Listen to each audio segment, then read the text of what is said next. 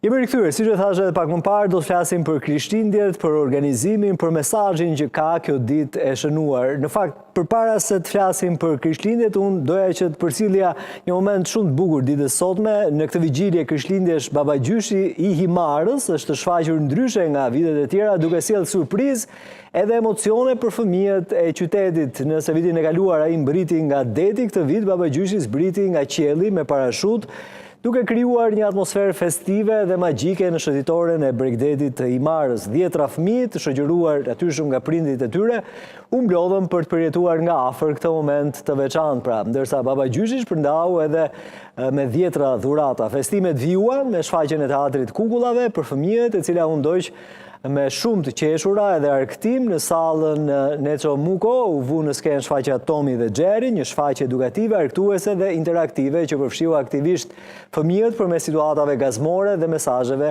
shumë të rëndësishme. Ky është edhe momenti pra kur Baba Gjyshi zbret me parashut, i pritur me shumë dashuri nga fëmijët në Himar, është takuar me të, ka ndarë dhurata dhe ka krijuar një atmosferë vërtet të mrekullueshme. Kjo ishte një moment nga dita e sotme në qytetin bregdetar. I rikthehemi Krishtlindjeve